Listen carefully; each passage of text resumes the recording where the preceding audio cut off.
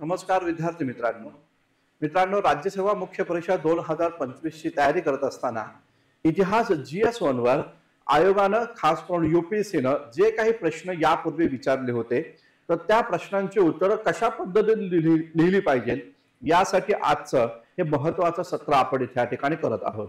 नेहमीप्रमाणे आज देखील आपण UPSC चे PYQ जिथे या ठिकाणी घेणार आहोत डिस्कशनसाठी आणि त्यानुसार लेखन सराव जो आहे तो आपण इथे या ठिकाणी करणार आहे।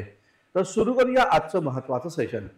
लक्षात घ्या UPSC 2024 च्या पेपरमध्ये म्हणजे रिसेंटली एक प्रश्न आयोगाने विचारला आहे आणि हा जो प्रश्न आहे हा प्रश्न तुम्हाला या ठिकाणी एकूण 150 शब्दांमध्ये इथे या ठिकाणी लिहायचा आहे। प्रश्न काय आहे तो आधी आपण इथे या ठिकाणी वाचून घेऊया।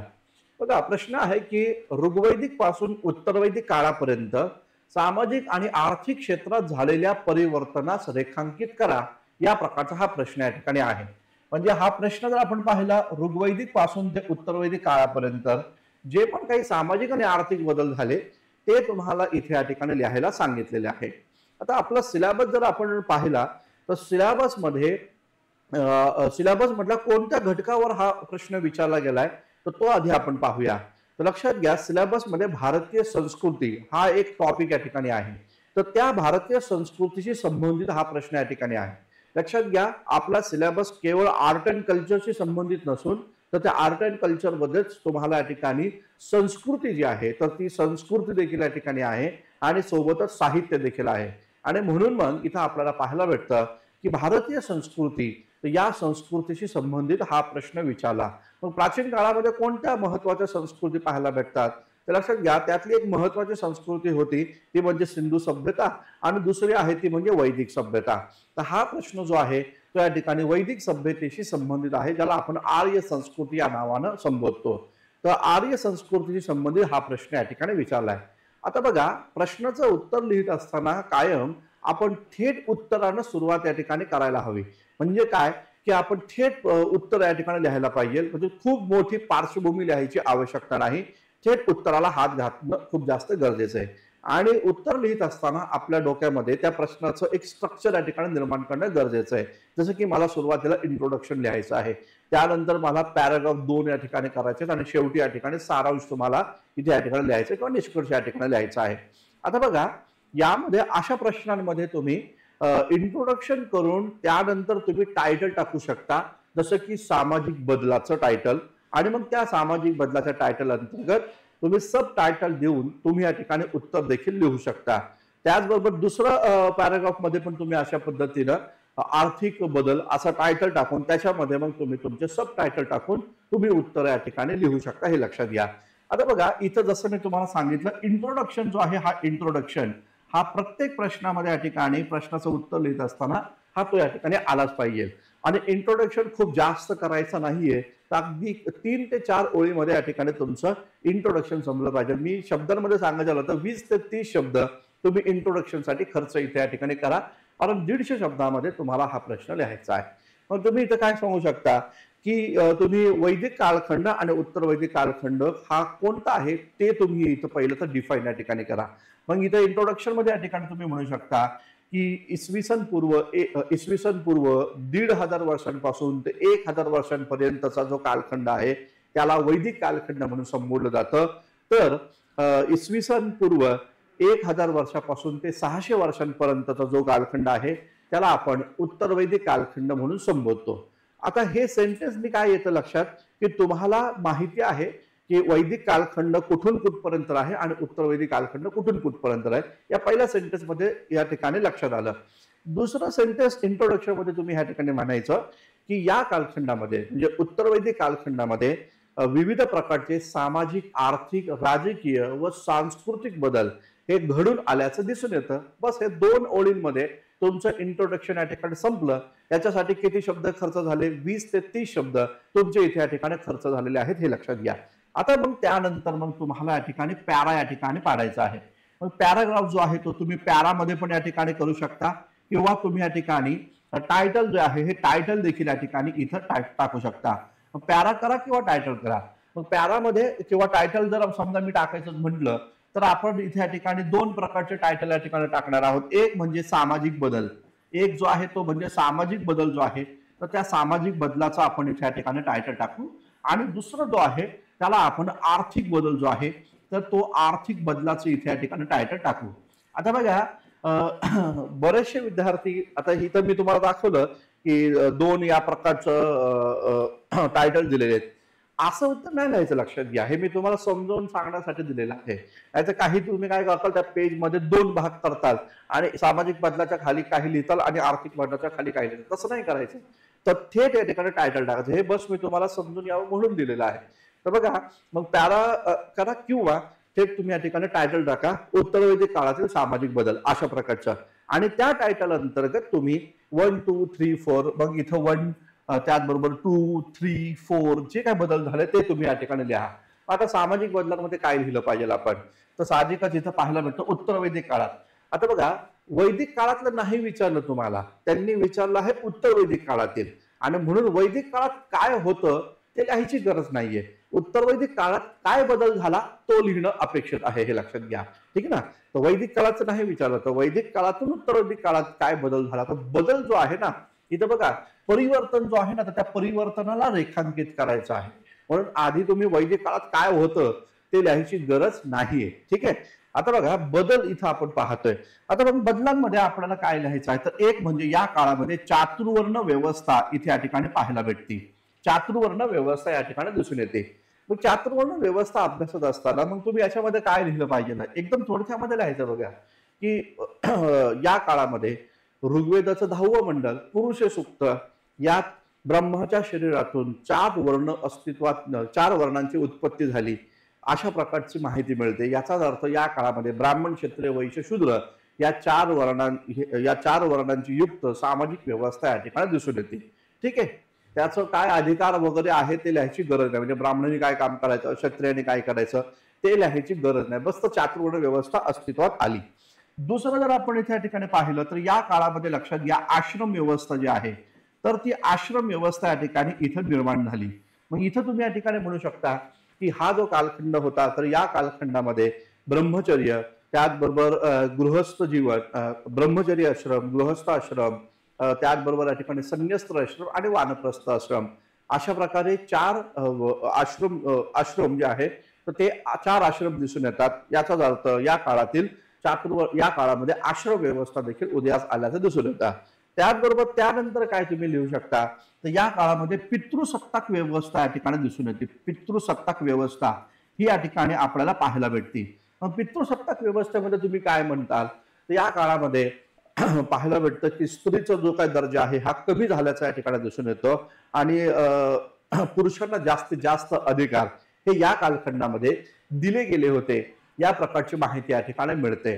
मग उत्तरवैदिक काळामध्ये पाहायला असं भेटतं की स्त्रियांना आणि त्याचबरोबर शूद्रांना शिक्षणाचा अधिकार नाकारला गेला होता, या प्रकारची माहिती या ठिकाणी मिळते. तर पुरुषसत्ताक व्यवस्थेमध्ये तुम्ही हा महत्वाचा मुद्दा इथे या ठिकाणी मांडू शकता. याच बरोबर आणखीन काय सामाजिक बदल, तर यज्ञविधी जो आहे, तर त्या यज्ञविधीचं स्तोम या काळामध्ये मोठ्या प्रमाणावर माजलं असं एकंदरीत दिसतं. तर हा पण एक सामाजिक बदल या ठिकाणी आहे. मग यज्ञविधीच्या संदर्भात काय तुम्हाला लिहायचंय, या काळामध्ये यज्ञविधीचं स्तोम मोठ्या प्रमाणात माजलं. सामान्य दैनंदिन जीवनामध्ये सातत्याने यज्ञविधी होऊ लागले आणि यज्ञविधीमध्ये प्राण्यांची मोठ्या प्रमाणावर कत्तल किंवा हत्या इथे या ठिकाणी करायला सुरुवात या कालखंडामध्ये झाली. हे उत्तरवैदिक काळातील बदल आहे. पण त्यामध्ये अजून पण तुम्ही या ठिकाणी लिहू शकता की या काळामध्ये कर्मकांड मोठ्या प्रमाणात निर्माण झालं. त्याचबरोबर अंधश्रद्धा जी आहे, तर ती अंधश्रद्धा देखील मोठ्या प्रमाणावर या काळामध्ये वाढीच्या ठिकाणी लागली. तर हे पण मुद्दे तुम्ही याच्यामध्ये ऍड करू शकता, हे लक्षात घ्या. ते खूप सारे मुद्दे आहेत, पण तुम्ही 4 मुद्दे लिहिले पाहिजेत. सामाजिक व्यवस्थेच्या बदलेचे आणि आर्थिक व्यवस्थेतील बदलाचे 4 मुद्दे या ठिकाणी लिहिले पाहिजे. म्हणजे कारण बघा, लक्षात घ्या, आपण वाहत जायचं नाहीये. ठीक आहे ना. म्हणजे भरकटलं नाही पाहिजे की एकच प्रश्न सॉल्व्ह करण्यासाठी अर्धा तास आपला केला, असं होऊ देऊ नका. तो भले किती चांगला तुम्हाला येत असला तरी, कारण वेळेची मर्यादा आहे. 150 शब्दात उत्तर लिहायचं आहे. आणि विशेष म्हणजे तर 150 शब्दाची ती परंपरा आहे किंवा जे सांगितलेली अट आहे ती वाढू देऊ नका, लक्षात घ्या, त्याच्या बाहेर जाऊ देऊ नका. म्हणजे 200-250 शब्द त्याची गरज नाही, म्हणजे लिहायचंच नाहीये. तर 150 शब्द जे आहे ना, त्या 150 शब्दांमध्ये तुम्हाला ओळखायचं आहे, लक्षात घ्या. आता हे 4 मुद्दे इथे या ठिकाणी दिले. आता मग आर्थिक बदल जो आहे तर त्या आर्थिक बदलाशी संबंधित काय, तर ते आपण इथं पाहूया. तर आर्थिक बदलामध्ये तुम्ही या ठिकाणी इथं म्हणू शकता की या काळामध्ये लोह तंत्रज्ञान जे आहे, हे लोह तंत्रज्ञान हे मोठ्या प्रमाणात विकसित या ठिकाणी झालं. मग त्याच्यासाठी पुरावे दाखला किंवा कुठला ऐतिहासिक दाखला आहे का, तो तुम्ही देऊ शकता. मग तुम्ही इथं म्हणू शकता की या काळामध्ये लोह तंत्रज्ञानाचा विकास मोठ्या प्रमाणात झाला. यजुर्वेदामध्ये आणि त्याचबरोबर सामवेदामध्ये तुम्हाला श्याम अयस आणि कृष्ण अयस या प्रकारचा शब्द पाहायला भेटतात, जे लोखंड या धातूसाठी वापरलेले आहेत. मग लोह तंत्रज्ञानाचा मोठ्या प्रमाणात इथे या काळामध्ये विकास झाल्याचं दिसतं. मग या काळामध्ये लोखंडाची शस्त्र, लोखंडाची अवजारे इथे या ठिकाणी बनवायला सुरुवात झाली आहे. ठीक आहे ना. तर हा आर्थिक बदल. दुसरा एक बदल म्हणजे काय, तर या काळामध्ये जमीन जी आहे तर त्या जमिनीचं महत्व या ठिकाणी वाढलेलं आहे, या प्रकारची माहिती मिळते. मग लोह तंत्रज्ञानामुळे काय, मग तुम्ही इथं म्हणू शकता की या काळामध्ये मानवी जीवन हे स्थिर बनलेलं आहे. आणि मानवी जीवन स्थिर बनल्यामुळं या काळात शेतीचा विकास या ठिकाणी मोठ्या प्रमाणात झाला. आणि म्हणून मग जमिनीचं महत्व मोठ्या प्रमाणात वाढीस लागलं. राजाचं कर्तव्य हे जमिनीचं संरक्षण करणं या ठिकाणी बनलं.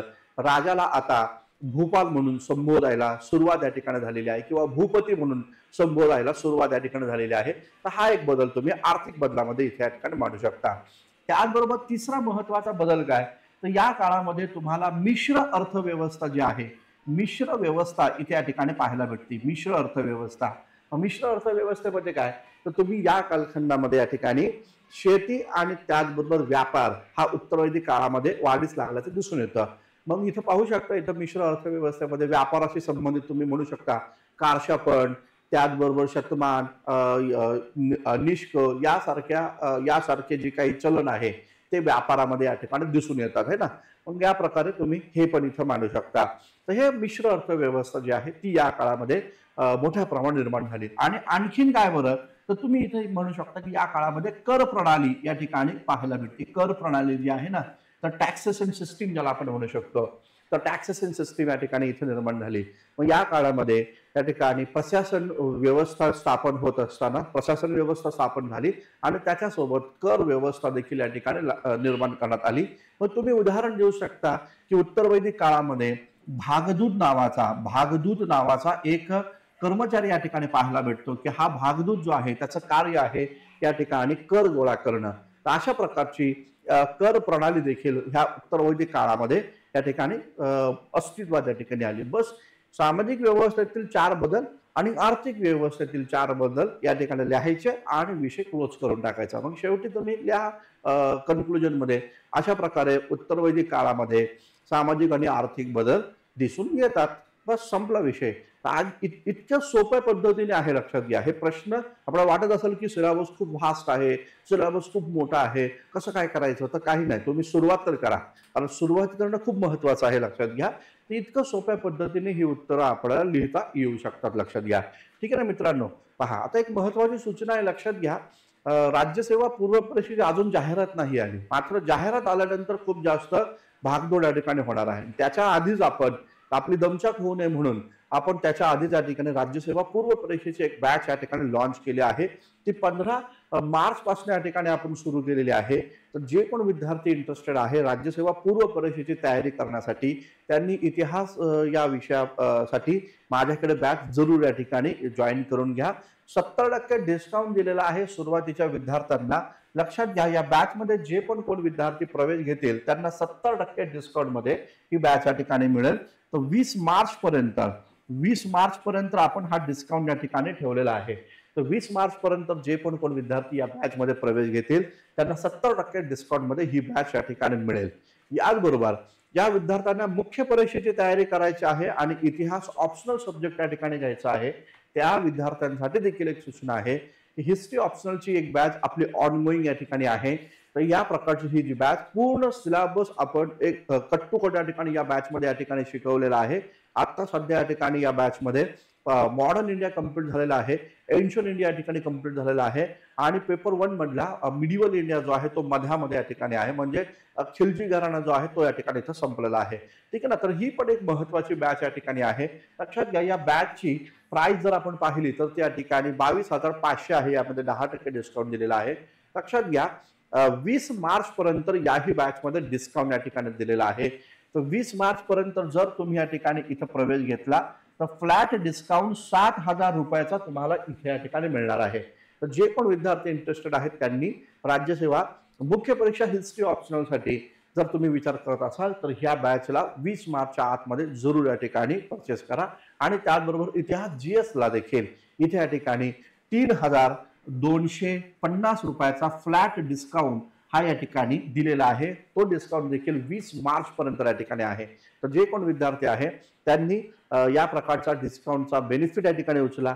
दोन्ही बॅचला EMI फॅसिलिटी अवेलेबल देखील आहे. तुम्ही थोडे पैसे भरून टप्प्याटप्प्यानं या ठिकाणी ही बॅच बॅच जॉईन करू शकता आणि टप्प्याटप्प्याने याचे फीस देखील या ठिकाणी तुम्ही पे करू शकता. तर ठीक आहे मित्रांनो, अशा पद्धतीने आपण दररोज एक प्रश्न या ठिकाणी इथं करून घेतो विद्यार्थ्यांकडनं.